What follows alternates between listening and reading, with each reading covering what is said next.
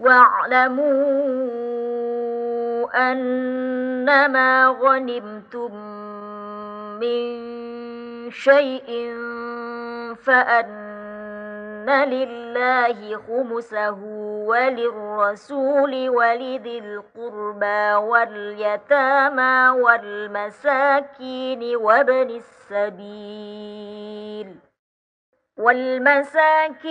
وابن السبيل إن كنتم آمنتم بالله وما أنزلنا على عبدنا يوم الفرقان يوم التقى الجمعان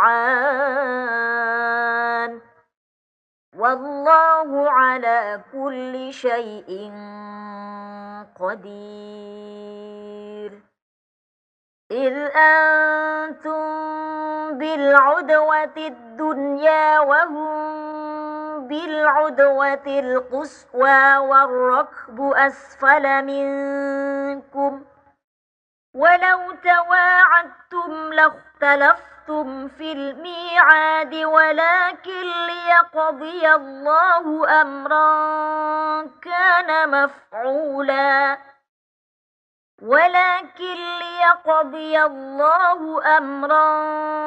كان مفعولا ليهلك من هلك عن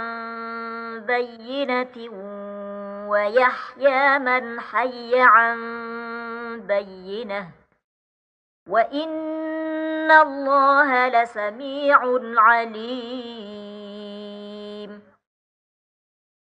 إذ يريكهم الله في منامك قليلا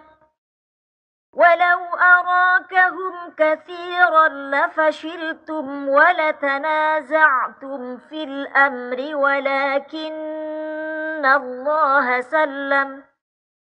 إنه عليم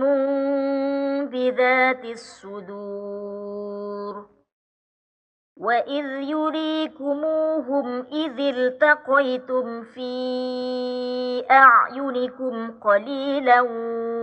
ويقللكم في أعينهم ليقضي الله أمرا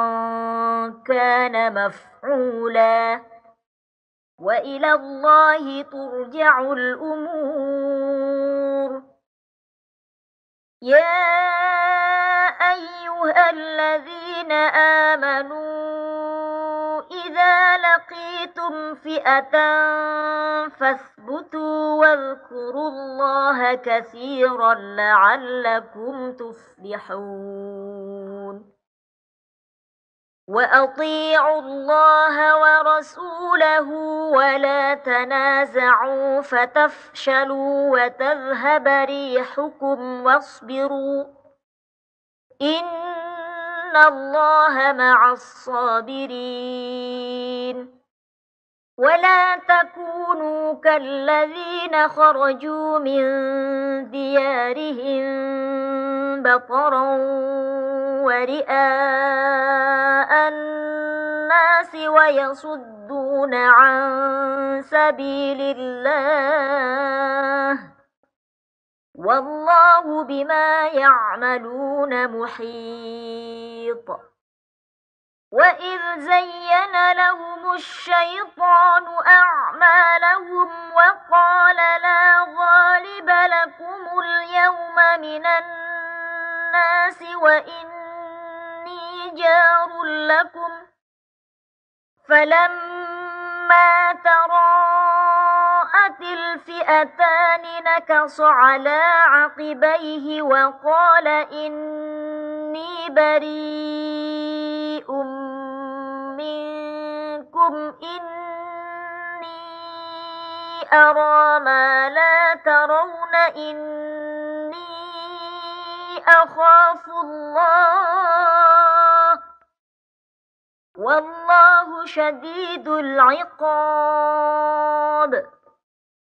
إذ يقول المنافقون والذين في قلوبهم مرض غر هؤلاء دينهم منهم ومن يتوكل على الله فإن الله عزيز حكيم ولو ترى إذ يتوفى الذين كفروا الملائكة يضربون وجوههم وأدبارهم وذوقوا عذاب الحريق ذلك بما قدمت أيديكم وأن الله ليس بظلام للعبيد كدأب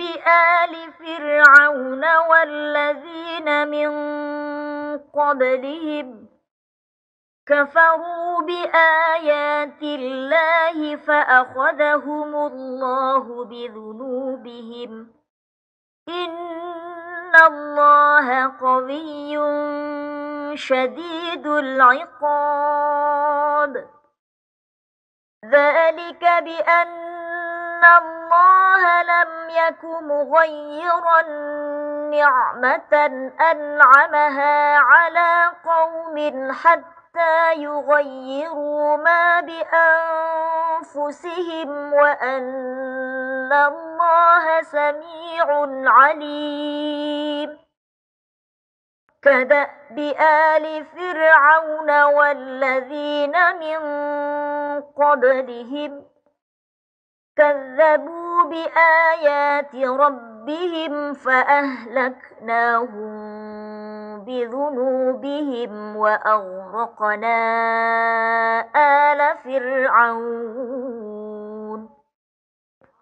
وكل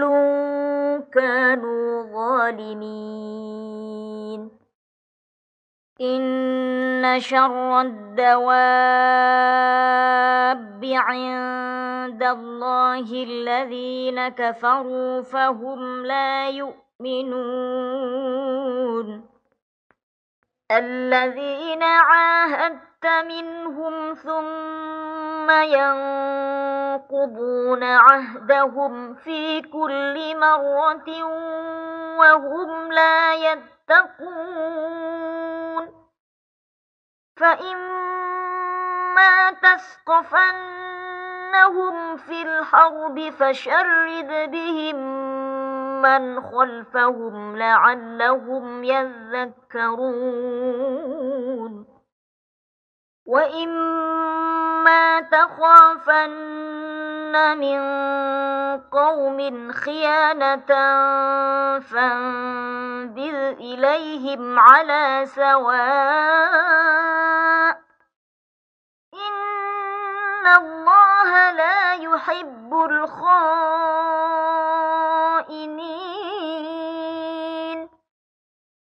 ولا يحسبن الذين كفروا سبقوا إنهم لا يعجزون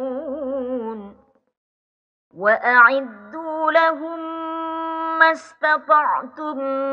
من قوة ومن رباط الخيل ترهبون به عدو الله وعدوكم وآخرين من دونهم لا تعلمونهم الله يعلمهم وما تنفقوا من شيء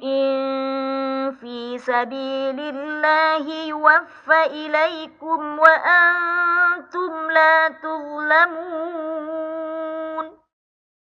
وإن جنحوا للسلم فاجنح لها وتوكل على الله إنه هو السميع العليم وإن يريدوا أن يخدعوك فإن حسبك الله هو الذي أيدك بنصره وبالمؤمنين وألف بين قلوبهم لو أنفقت ما في الأرض جميعا ما ألفت بين قلوبهم ولكن الله ألف بينهم إنه عزيز حكيم. يا أيها النبي حسبك الله ومن اتبعك من المؤمنين. يا أيها النبي حرض المؤمنين على القتال إن يكن منكم 20 صابرون يغلبوا 200 وإن يكن منكم 100 يغلبوا 1000 من الذين كفروا بأنهم قوم لا يفقهون. الآن خفف الله عنكم وعلم أن فيكم ضعفا فإن يكن منكم 100 صابرة يغلبوا 200 وإن يكن منكم 1000 يغلبوا 2000 بإذن الله والله مع الصابرين. ما كان لنبي أن يكون له أسرى حتى يثخن في الأرض تريدون عرض الدنيا والله يريد الآخرة والله عزيز حكيم. لولا كتاب من الله سبق لمسكم فيما أخذتم عذاب عظيم فكلوا مما غنمتم حلالا طيبا واتقوا الله إن الله غفور رحيم. يا أيها النبي قل لمن في أيديكم من الأسرى إن يعلم الله في قلوبكم خيرا يؤتكم خيرا مما أخذ منكم ويغفر لكم والله غفور رحيم. وإن يريدوا خيانتك فقد خانوا الله من قبل فأمكن منهم والله عليم حكيم. إن الذين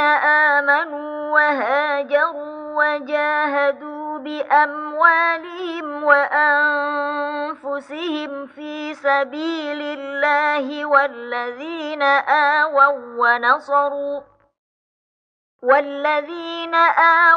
ونصروا أولئك بعضهم أولياء بعض والذين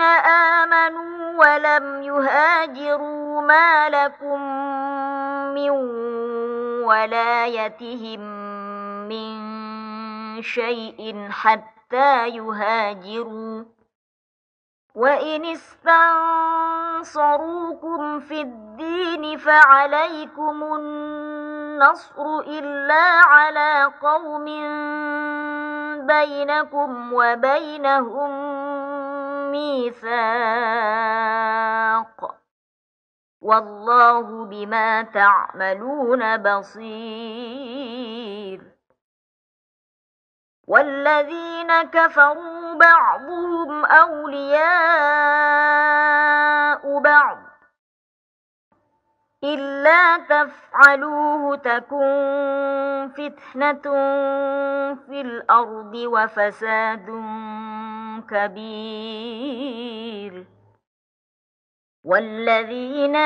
آمنوا وهاجروا وجاهدوا في سبيل الله والذين آووا ونصروا أولئك هم المؤمنون حقا لهم مغفرة ورزق كريم والذين آمنوا من بعد وهاجروا وجاهدوا معكم فأولئك منكم وأولو الأرحام بعضهم أولى ببعض في كتاب الله إن الله بكل شيء عليم براءة من الله ورسوله إلى الذين عاهدتم من المشركين فسيحوا في الأرض 4 أشهر واعلموا أنكم غير معجز الله وأن الله مخزي الكافرين وأذان من الله ورسوله إلى الناس يوم الحج الأكبر أن الله بريء من المشركين ورسوله فإن تبتم فهو خير لكم وإن توليتم فاعلموا أنكم غير معجز الله وبشر الذين كفروا بعذاب أليم إلا الذين عاهدتم من المشركين ثم لم ينقصوكم شيئا ولم يظاهروا عليكم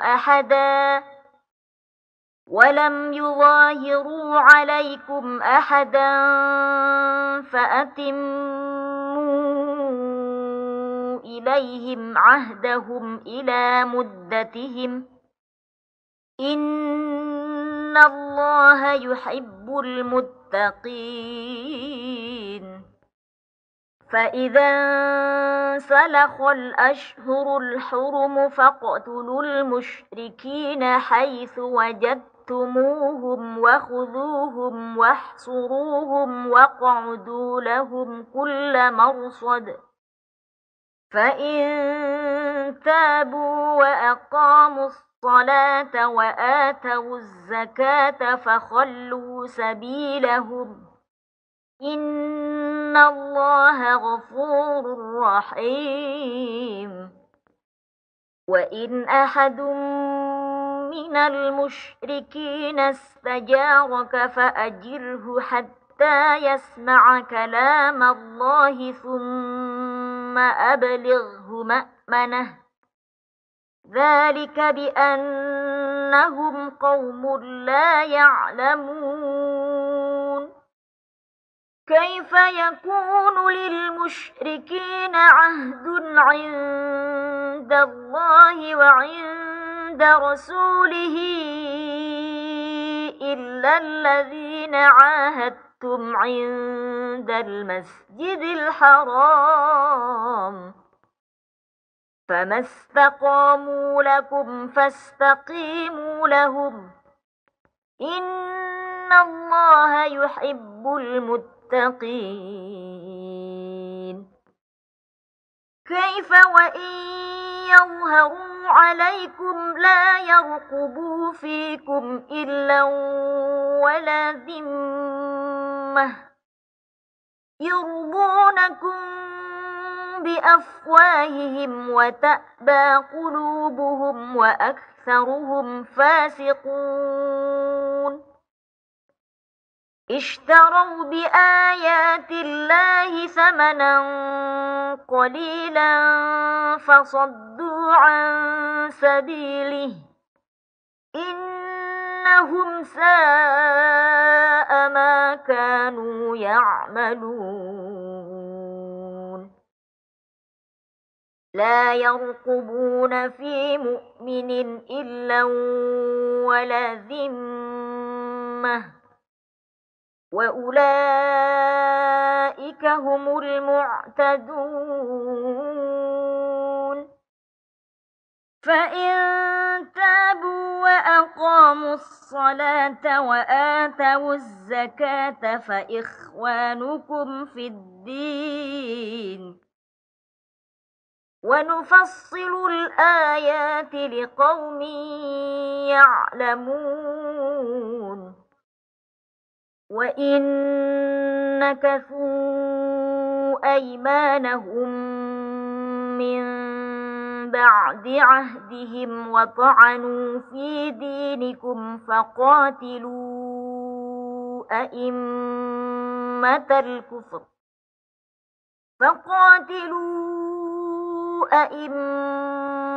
الكفر إنهم لا أيمان لهم لعلهم ينتهون. ألا تقاتلون قوما نكثوا أيمانهم وهموا بإخراج الرسول وهم بدؤوكم أول مرة أتخشونهم فالله أحق أن تخشوه إن كنتم مؤمنين. قاتلوهم يعذبهم الله بأيديكم ويخزهم وينصركم عليهم ويشف صدور قوم مؤمنين ويذهب غيظ قلوبهم ويتوب الله على من يشاء والله عليم حكيم. أم حسبتم أن تتركوا ولما يعلم الله الذين جاهدوا منكم ولم يتخذوا من دون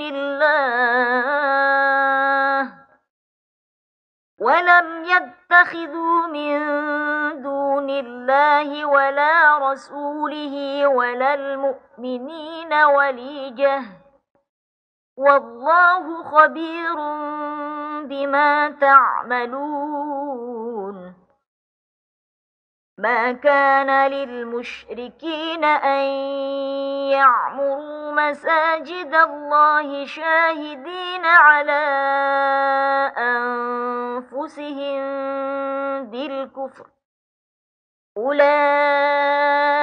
حبطت أعمالهم وفي النار هم خالدون. إنما يعمر مساجد الله من آمن بالله واليوم الآخر وأقام الصلاة وآتى الزكاة ولم يخش إلا الله فعسى أولئك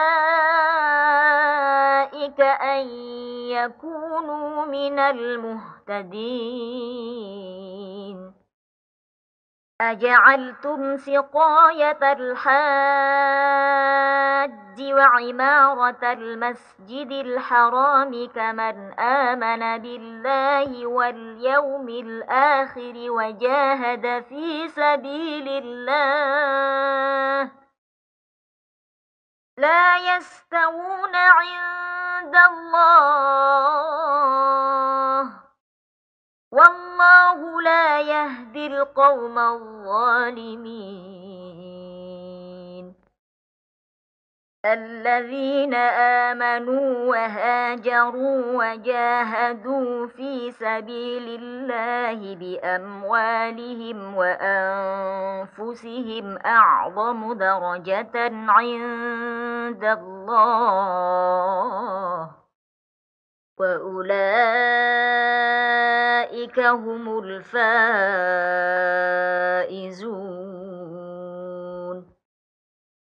يبشرهم ربهم برحمة منه ورضوان وجنات لهم فيها نعيم مقيم خالدين فيها أبدا إن الله عنده أجر عظيم يا أيها الذين آمنوا لا تتخذوا آباءكم وإخوانكم أولياء إن استحبوا الكفر على الإيمان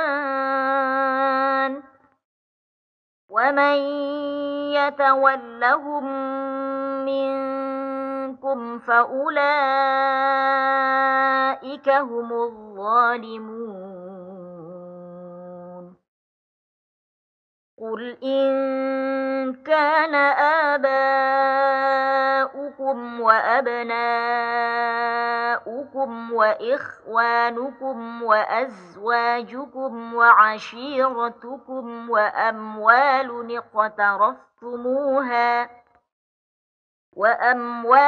اقترفتموها وتجارة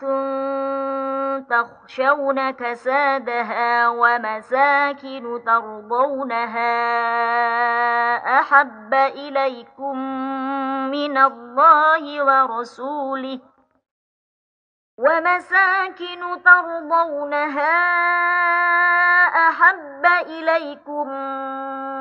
من الله ورسوله وجهاد في سبيله فتربصوا حتى يأتي الله بأمره والله لا يهدي القوم الفاسقين لقد نصركم الله في مواطن كثيرة ويوم حنين إذ أعجبتكم كثرتكم فلم تغن عنكم شيئا وضاقت عليكم الأرض بما رحبت ثم وليتم مدبرين ثم أنزل الله سكينته على رسوله وعلى المؤمنين وأنزل جنودا لم تروها وعذب الذين كفروا وذلك جزاء الكافرين ثم يتوب الله من بعد ذلك على من يشاء والله غفور رحيم يا أيها الذين آمنوا إن إنما المشركون نجس فلا يقربوا المسجد الحرام بعد عامهم هذا وإن خفتم عيلة فسوف يغنيكم الله من فضله إن شاء إن الله عليم حكيم قاتلوا الذين لا يؤمنون بالله ولا باليوم الآخر ولا يحرمون ما حرم الله ورسوله ولا يدينون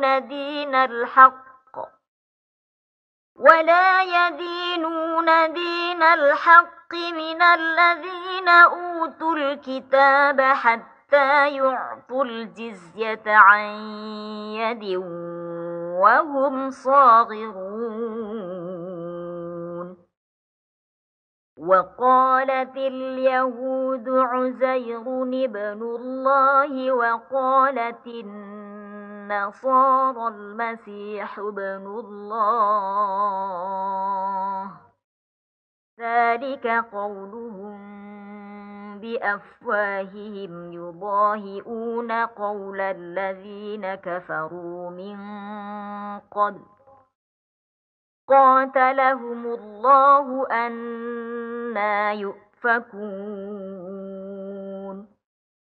اتخذوا أحبارهم ورهبانهم أربابا من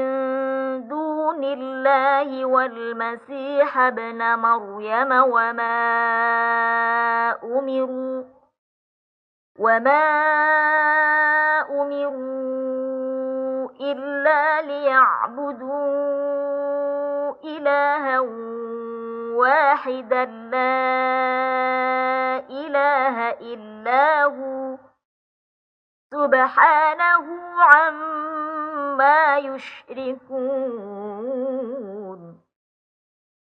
يريدون أن يطفئوا نور الله بأفواههم ويأبى الله إلا أن يتم نوره ولو كره الكافرون هو الذي أرسل رسوله بالهدى ودين الحق ليظهره على الدين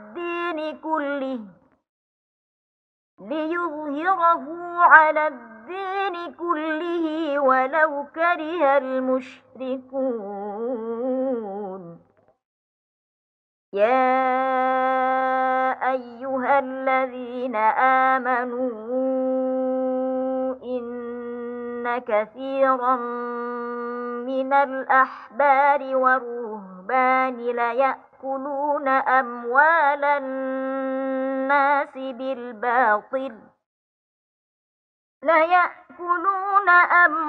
الناس بالباطل ويصدون عن سبيل الله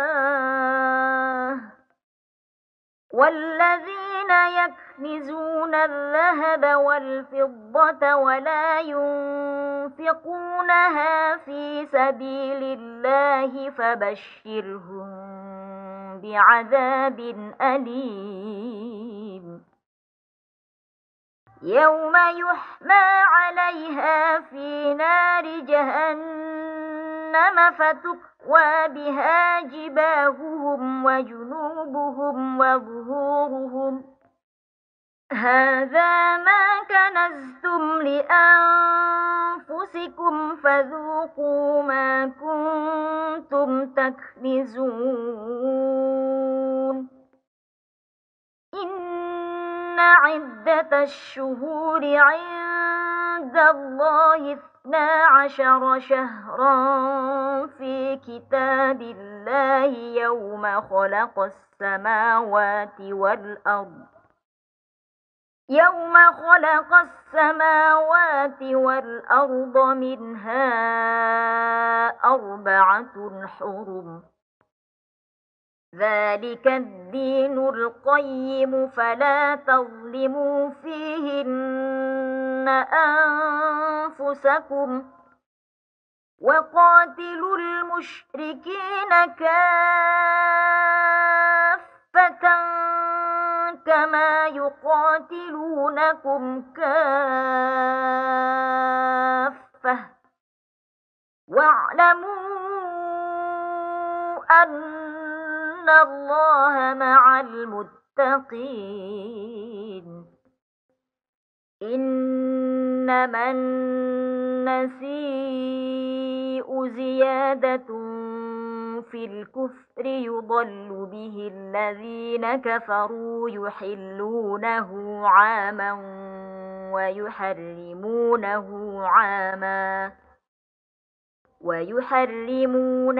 عاما ليواطئوا عدة ما حرم الله فيحلوا ما حرم الله زين لهم سوء أعمالهم والله لا يهدي القوم الكافرين يا أيها الذين آمنوا ما لكم إذا قيل لكم انفروا في سبيل الله اثاقلتم إلى الأرض أرضيتم بالحياة الدنيا من الآخرة فما متاع الحياة الدنيا في الآخرة إلا قليل إلا تنفروا يعذبكم عذابا أليما ويستبدل قوما غيركم ولا تضروه شيئا والله على كل شيء قدير إلا تنصروه فقد نصره الله إذ أخرجه الذين كفروا ثاني اثنين إذ هما في الغار إذ يقول لصاحبه لا تحزن إن الله معنا فأنزل الله سكينته عليه وأيده بجنود لم تروها وجعل كلمة الذين كفروا السفلى وكلمة الله هي العليا والله عزيز حكيم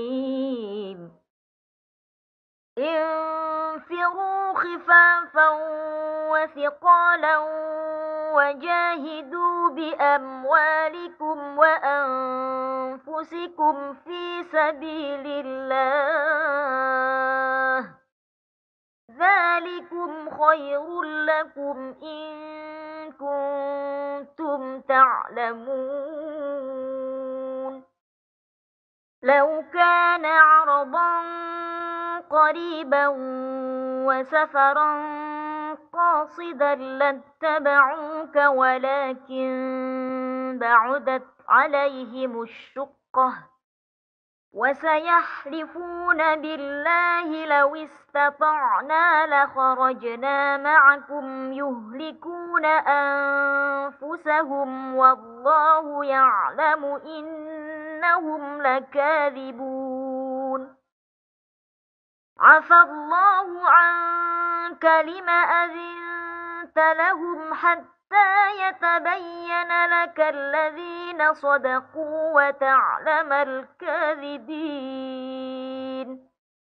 لا يستأذنك الذين يؤمنون بالله واليوم الآخر أن يجاهدوا بأموالهم وأنفسهم والله عليم بالمتقين إنما يستأذنك الذين لا يؤمنون بالله واليوم الآخر وارتابت قلوبهم فهم في ريبهم يترددون ولو أرادوا الخروج لأعدوا له عدة ولكن كره الله بعاثهم فثبطهم وقيل اقعدوا مع القاعدين لو خرجوا فيكم ما زادوكم إلا خبالا ولأوضعوا خلالكم يبغونكم الفتنة وفيكم سماعون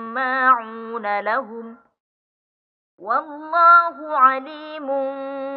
بالظالمين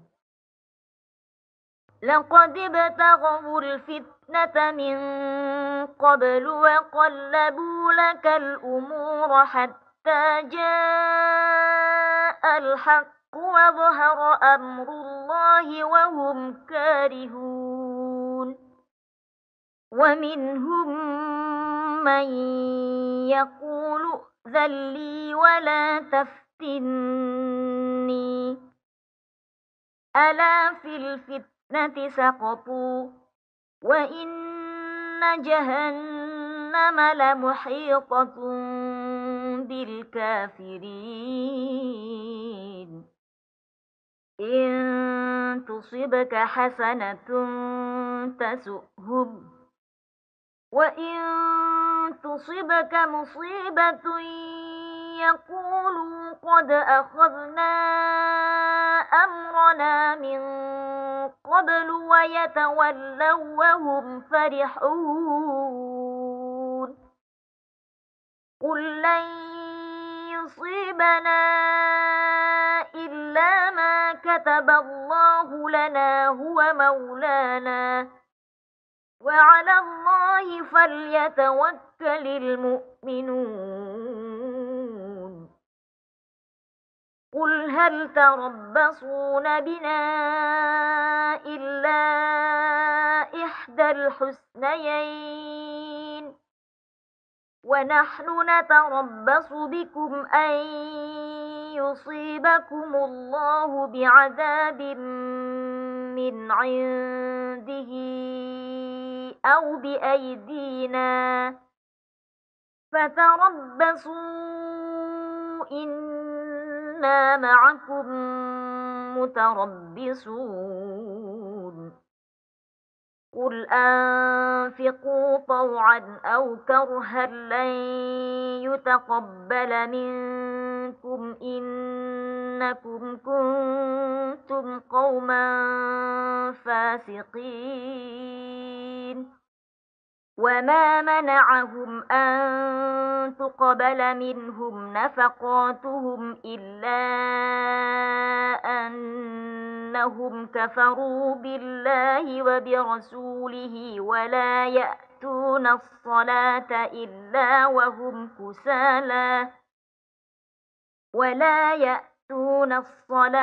إلا وهم كسالى ولا ينفقون إلا وهم كارهون فلا تعجبك أموالهم ولا أولادهم إنما يريد الله ليعذبهم بها في الحياة الدنيا وتزهق أنفسهم وهم كافرون ويحلفون بالله إنهم لمنكم وما هم منكم ولكنهم قوم يفرقون لو يجدون ملجأ أو مغارات أو مدخلا لولوا إليه وهم يجمحون ومنهم من يلمزك في الصدقات فإن أعطوا منها رضوا وإن لم يعطوا منها إذا هم يسخطون ولو أنهم رضوا ما آتاهم الله ورسوله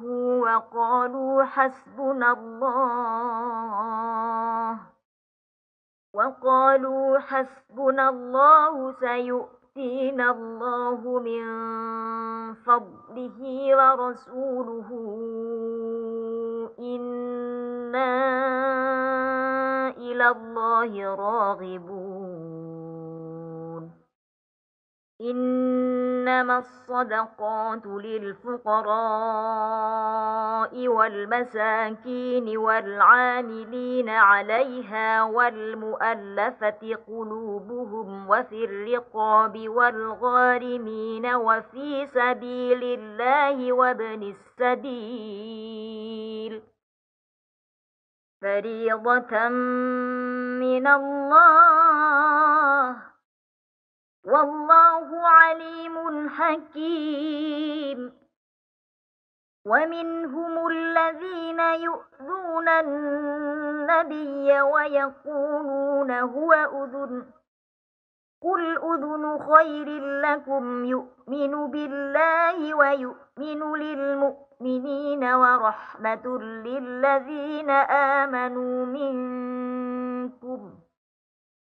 والذين يؤذون رسول الله لهم عذاب أليم يحلفون بالله لكم ليرضوكم والله ورسوله أحق أن يرضوه إن كانوا مؤمنين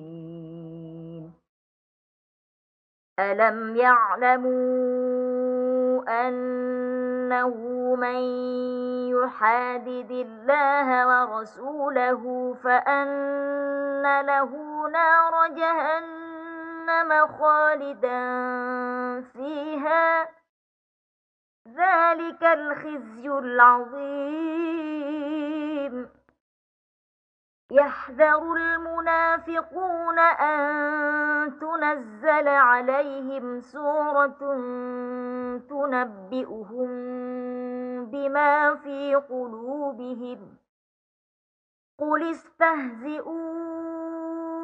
إن الله مخرج ما تحذرون ولئن سألتهم ليقولن إنما كنا نخوض ونلعب قل أبالله وآياته ورسوله كنتم تستهزئون لا تعتذروا قد كفرتم بعد إيمانكم إن نعف عن طائفة منكم نعذب طائفة بأنهم كانوا مجرمين المنافقون والمنافقات بعضهم من بعض يأمرون بالمنكر وينهون عن المعروف ويقبضون أيديهم نسوا الله فنسيهم إن المنافقين هم الفاسقون وعد الله المنافقين والمنافقات والكفار نار جهنم خالدين فيها هي حسبهم ولعنهم الله ولهم عذاب مقيم كالذين من قبلكم كانوا أشد منكم قوة وأكثر أموالا وأولادا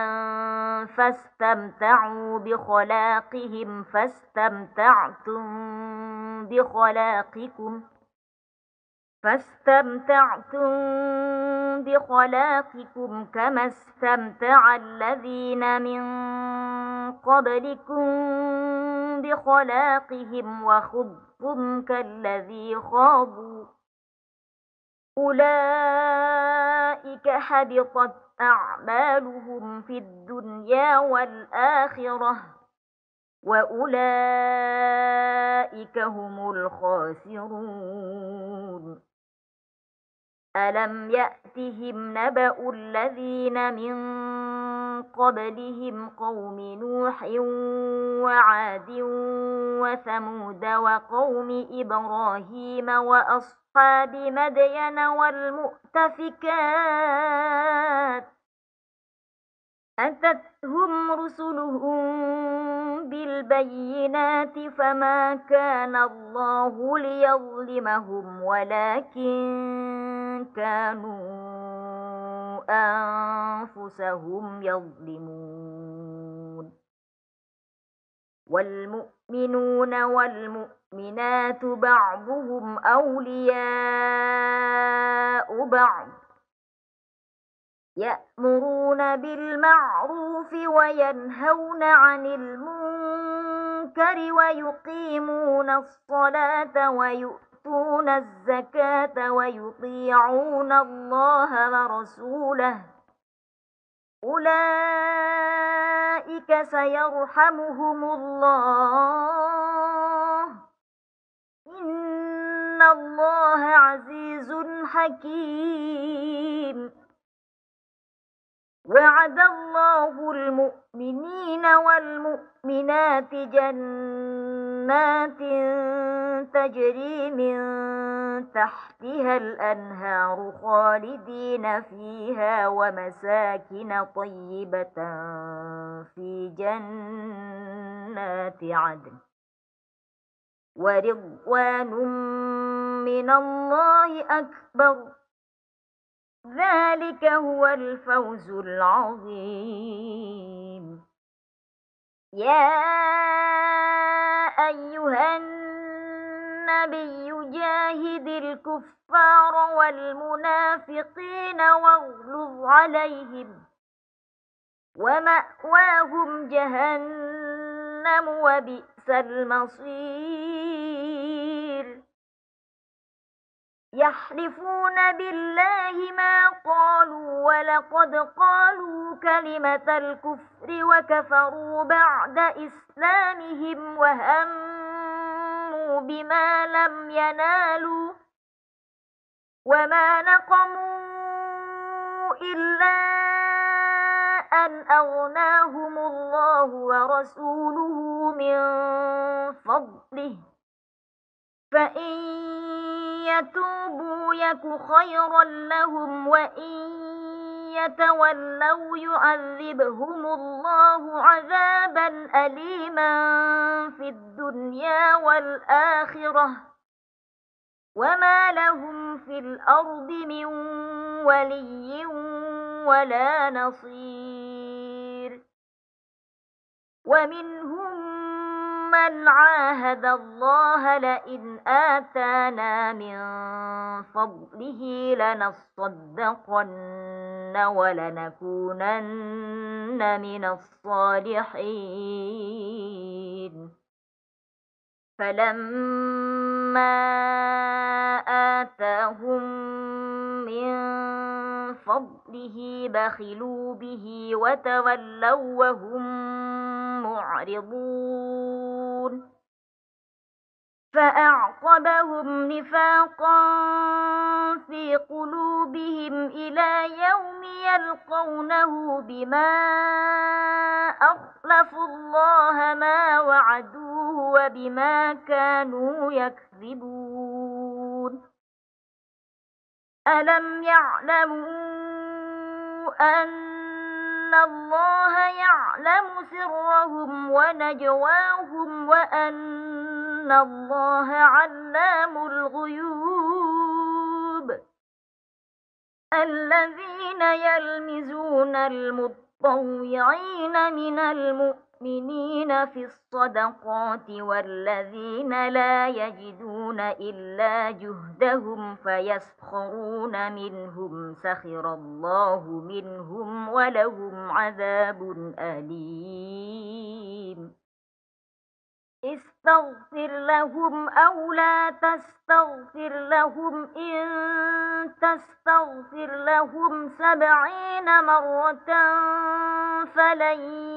يغفر الله لهم ذلك بأنهم كفروا بالله ورسوله والله لا يهدي القوم الفاسقين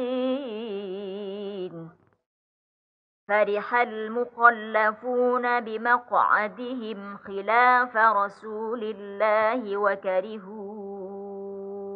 أن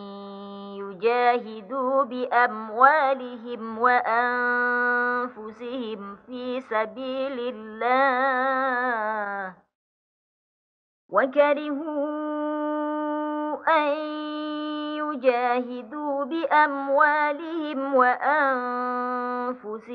في سبيل الله وقالوا لا تنفروا في الحر قل نار جهنم أشد حرا لو كانوا يفقهون فليضحكوا قليلا وليبكوا كثيرا جزاء بما كانوا يكسبون فإن رجعك الله إلى طائفة منهم فاستأذنوك للخروج فقل لن تخرجوا معي أبدا ولن تقاتلوا معي عدوا إنكم رضيتم بالقعود أول مرة فاقعدوا مع الخالفين ولا تصل على أحد منهم مات أبدا ولا تقم على قبره إنهم كفروا بالله ورسوله وماتوا وهم فاسقون ولا تعجبك أموالهم وأولادهم إنما يريد الله أن يعذبهم بها في الدنيا وتزهق أنفسهم وهم كافرون وإذا أنزلت سورة أن آمنوا بالله وجاهدوا مع رسوله استأذنك أولو الطول منهم وقالوا ذرنا نكن مع القاعدين رضوا بأن يكونوا مع الخوالف وطبع على قلوبهم فهم لا يفقهون لكن الرسول والذين آمنوا معه جاهدوا بأموالهم وأنفسهم وأولئك لهم الخيرات وأولئك هم المفلحون أعد الله لهم جنات تجري من تحتها الأنهار خالدين فيها ذلك الفوز العظيم وجاء المعذرون من الأعراب ليؤذن لهم وقعد الذين كذبوا الله ورسوله سيصيب الذين كفروا منهم عذاب أليم ليس على الضعفاء ولا على المرضى ولا على الذين لا يجدون ما ينفقون حرج إذا نصحوا لله ورسوله ما على المحسنين من سبيل والله غفور رحيم. ولا على الذين إذا ما أتوك لتحملهم قلت لا أجد ما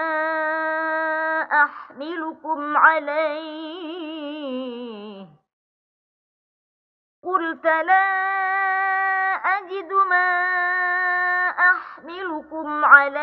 تولوا وأعينهم تفيض من الدمع حزنا ألا يجدوا ما ينفقون.